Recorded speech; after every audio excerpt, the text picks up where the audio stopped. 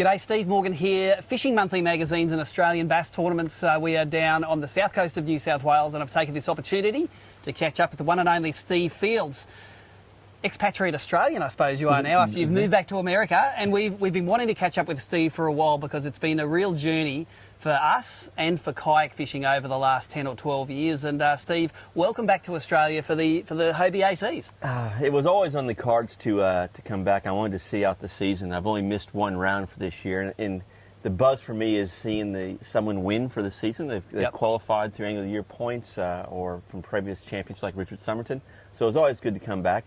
And it was also good because I can get to go back to the United States and kind of get into there. I've been there since about the 16th of October, and then move up to northern Florida. And then to come back here and you kind of get a different view of what you've just left and how beautiful this place is. Yep. And look, it is a long history, and we're at this ACs now, which is like, you know, the ultimate event for kayak fishing in Australia. Let's go back 15 years where I didn't really even know what a Hobie was, and kayak fishing was this annoying thing where you had to pick up your paddle and paddle, then put it down and cast. And it got us into some cool places, but the mechanics were never really there for kayaks to be a really efficient fishing machine. So give the viewers, I suppose, a little bit of a background on how you helped that Hobie brand in Australia come from nothing to everything that it is today. Everything generated out of the USA, and it really became with the Mirage drive, which we've seen a lot of different flavors, you know, all along the years, and then standard drives, then turbos and STs, and then eventually 180s, and now 360s. So it's all evolved. And then Hobie Cat back then, they had a good partner, a guy named Hank Parker, who was American Bass Pro, and he helped us steer into that fishing market. And that's kind of where it started. And then obviously my background fishing in the United States and bass fishing and seeing the tournaments, landing here and seeing, you know, when I got here, the first thing I got was the tournament guide. And you know, that right then, going, this is a fantastic thing. How can I take and get this tournament stuff going into the kayaks? And kind of we ran at each other, and it kind of went from there and developed. But I think that's where it really came from, is that we had a fishing platform, and we knew, like a lot of other sports, whether it be motorsports, car racing, anything there's a following, there's a club, you can get it going. And sure, is it commercially based? Of course, it's going to help you sell products. You know, Bathurst, what wins on Sunday sells on Monday. There's no different in anything we do out there, and that's still true today. So that's kind of the short version of how it evolved. We got into fishing and then took that platform into what's been done on a worldwide basis, and to be honest, really followed what you guys did. You still are, to me, the premium event in Australia. I was quite negative about it at the start, though. You told me let's run some tournaments, and what did I say? No. Well, I remember going up to you picked me up at the airport, we went to the office, and everyone looking around, and first kayaks was like, it wasn't that thing. It's like, kayaks. Why do I do this kayaks? Why do I want to do more work? Why do I want to do more work? And, you know, we did there and leveraged it. And I think, honestly, I just had to get the checkbook out. And then you said, yep, we're doing kayaks. That's so right. You wrote a check and it was like, nah. And then another zero went on the end. It was like, yeah. Then another zero went on the end. I'm like, we can do that. It was good. And in looking back, it was a good investment. Not only for what you and I do, but I think the marine industry as a whole. And I know, like Daiwa, their main thing now, and talking to Greg and the guys yesterday, is growing the sport of fishing. And all of us are really, I mean, you're in that same ballpark. You're growing fishing, period, and that helps the whole industry. It helps the communities. I'm doing the same thing. Sure, there's a commercial interest, but there's nothing better now. I mean, I've seen this grow for a long time. Younger and younger people are getting into our sport. And we've got more people that are putting tablets and getting off, picking up a rod, and that's good for everybody, I think. I think a really cool story is how the pathways have intersected over the years. When we started ABT, it was because there needed to be a pathway for someone in Australia to end up either Australian champion or world champion, or there was no pathway. You could try and do it, but it was going to be really difficult. It was really cool to see young Carl Jochimson, who we first met when he was a 14-year-old at a tournament. He had a high-pitched voice, no neck beard or anything like that, winning money off the guys, and he went through that whole pathway, still had to make his own jump to self-fund into the US, but that's where you guys came in and was such a great sponsor for him, and I must have been a weight off everybody's shoulders to see him finally win that event last year. That was, to me, that was a point in time where I go, this shit has all come together. It's, looking back, because there was a lot of investment in Carl all the way through, but it was investment in, one is that someone from Australia going to the top of the ladder in a very professional sport that is very hard. They teach it in high school, Yep. in college, Yep. and it's part of the curriculum. And to take a guy, there's a great story from Carl, but for us to finally get there and for him to win the way he did, every dime we spent was worth it at that stage. I got phone calls from CEOs of the company going, it was tight. Things were a little, what's going on here? Are you sure about this? He's going to win. He's going to win. He's going to win, because he just never gave up. And he finally did that. And the logo's here, and the story, and Kale and the dog, it's just spread around it. And even Bassmaster use him as an example of, if you believe in something, you can do it. And that applies to all walks of life. That's a great story. Let's rewind a little bit to, that is one pathway, the pathway through to the Bassmaster tournaments. You've created a whole parallel pathway through the Hobie Worlds. And the Hobie Worlds, I think, in Australia is very accessible to people. Like, not everyone can be a Carl. One, it takes a special drive to do it. Two, it takes a ton of money. And three, it takes no commitments. Of money, exactly. I'll tell you right. But the Hobie Worlds is something that, someone can come and fish a few events here, show some talent, and all of a sudden they can fish somewhere in the world and they have a legitimate shot, even if it's not in their own country, at being world champion. Take us through the thought processes there, because the Hobie World started a few years after the Hobie Kayak Series. Why did you do it? It's the same thing. It really, we came into this as a surfing company to start with, and then got on the sailboats into the late 60s. And the very first Hobie 16 World Champions in a catamaran was in Hawaii. And one of the secrets is logistics. And we provided 60 brand new boats, and that allowed people to travel from around the world to come in and to compete at a level playing field.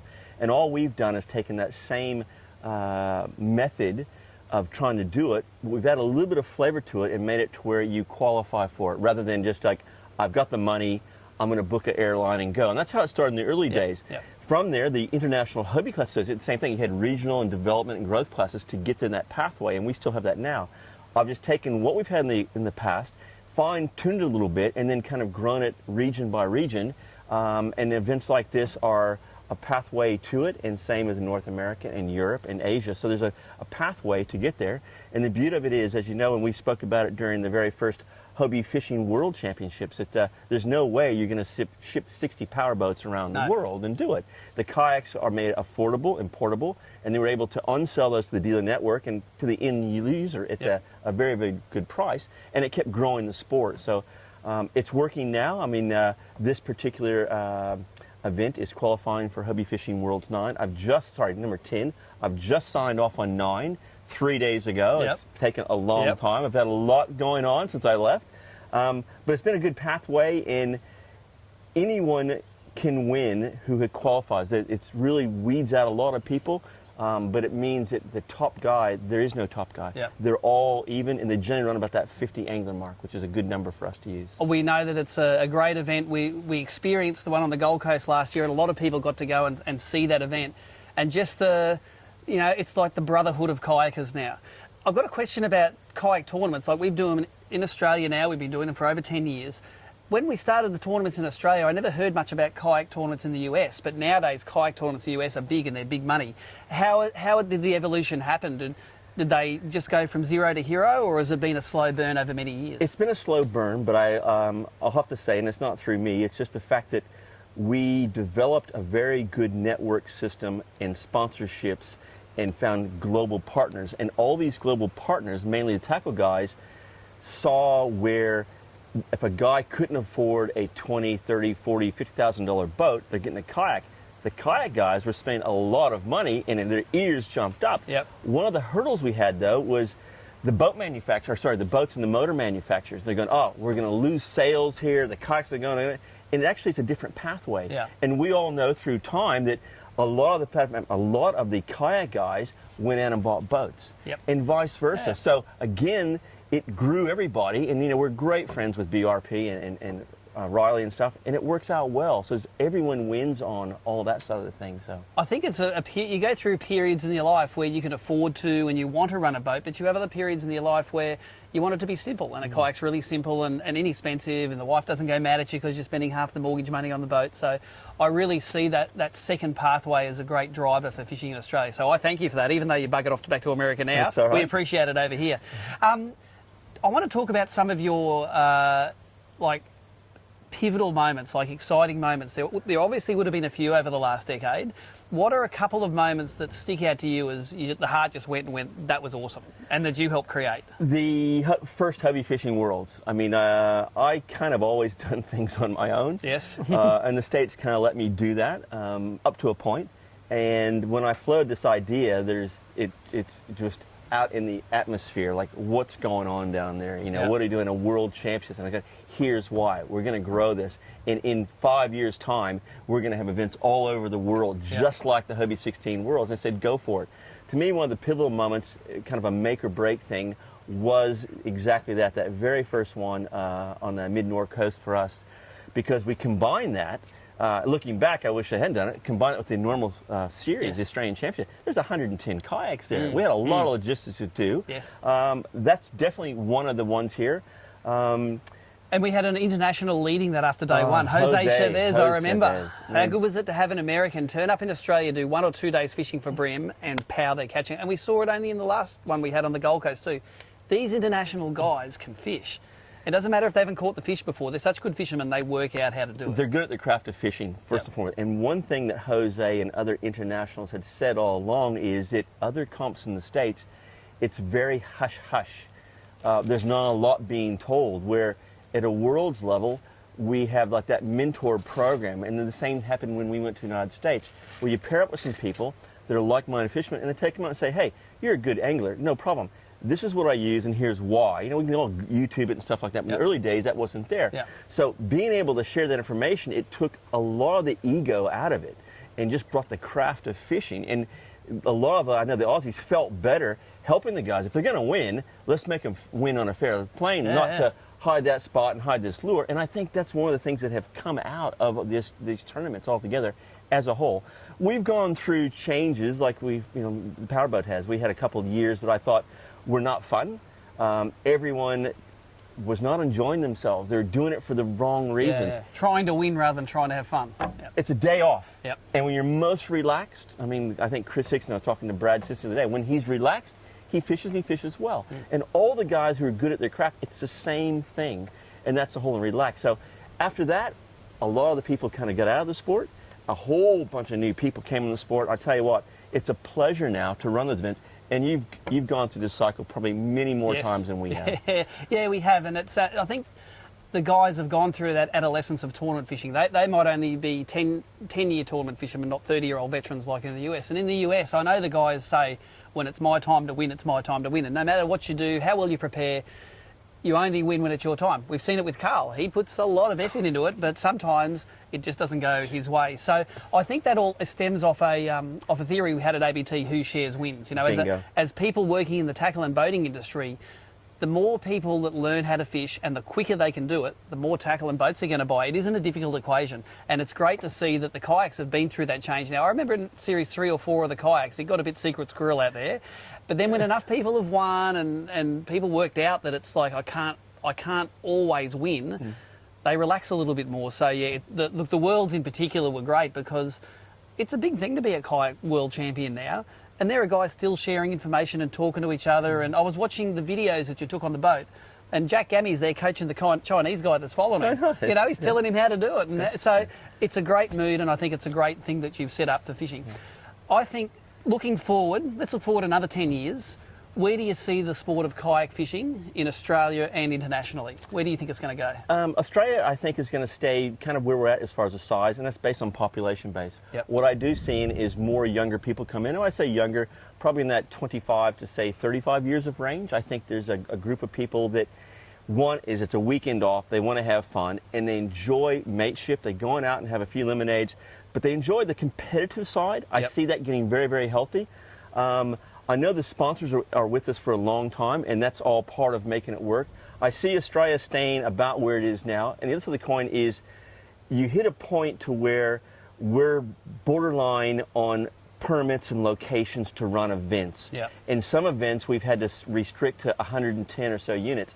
So big is not necessarily better, and there's a point to where, you know, we can't run 100 people here for 3 days. It won't handle a lot of Yep. fisheries. There's some beautiful fisheries, and we get tons of emails, and same with Jim Berry. Why can't you fish here? Because one, it will barely handle 1 day of fishing with 80 people. Yep. Throw 110, and there's no way you're going to handle pre-fish there. So I think the size around 100 for our maximum is kind of where it needs to be from a management point of view, and I think from an enjoyment point of view, because you would lose touch with the average guy, the guy who doesn't necessarily always come on stage or always bag out. Those are the guys that we need to do that, because one day, their day will come. That's right. You know, like James Kilpatrick, he's been fishing for years. I hope you look, his first Australian Championships. And he's beaming ear to ear. He's loving being here. Yeah. He's loving it. He's going, this is fantastic. So I think Australia-wide is good. International is where a lot of the growth is. We have mentored a lot of the countries in running these. Europe is in one. Through Hubby Kayaks Europe, Gero and Richard Bart over there. And they have gone and grown where they're having European championships. That's growing. Europe, though, is massive in size, so the potential is there. Yep. Southeast Asia, there's some places we want to play with there, but I see more and more of that happening. And going back, tying all this together, is one of the other points I thought was a real turning point was the Gold Coast. When we first started, I think the Australians were the only ones who had jerseys. Yep. And when we go to international events, and Gold Coast, every team had custom gear. Yep. All the countries were there. And I see now that they're going, this is good. And the same thing, their sponsors are seeing what they're getting out of it, bang for a buck on return on investment, and do it.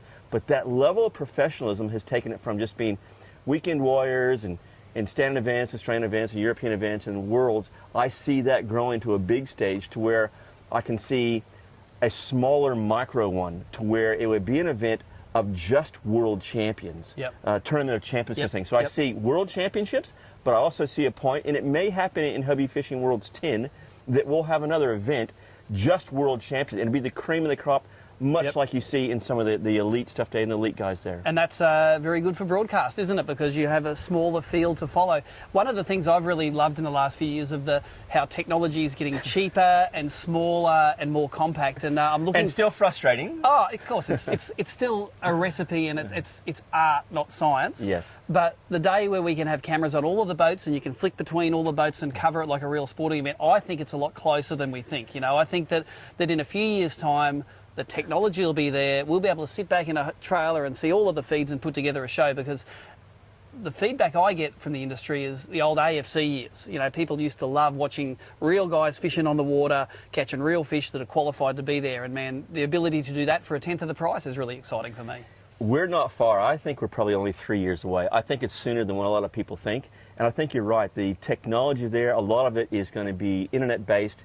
Obviously, with the rollout of 5G, 5G is really the answer to it. Yep. We are still going to struggle because of places like this, remote, there's not a lot of antennas here, but we're getting close. I Yep. know the United States and Europe, there's some fantastic streams over there. Sweden is like 100 megabits a second both ways, Yep. up and down. Mobile, And we're all, yeah. both ways, it's all mobile. So we're not there where I think from a spectator point of view, which is going to draw the draw cards for other outside of industry sponsors, car sponsors, motorcycles, airlines, that's what they're looking for, is that airtime, no different than Yep. other Yep. big sporting event. The cameras are getting better. You've kind of dialed that in on power boats. We've played a little bit in the Gold Coast, and we're pretty happy with where we're at now. But I tell you what, in 3 years, it is going to be a buzz to watch. I think combine that with the technology that we do in our sailing. You can put a little GPS tracker, you can overlay a map, The and you can telemetry, see where you yes. can go. So not Yep. only you can say, camera one on, and you can zoom in on an angler. Here he You is. can watch that track. And we see that on Bassmaster now. Yep. They've got Yep. the technology. They're doing it slightly different. They have bigger boats. They've got big camera guys with lots of gear.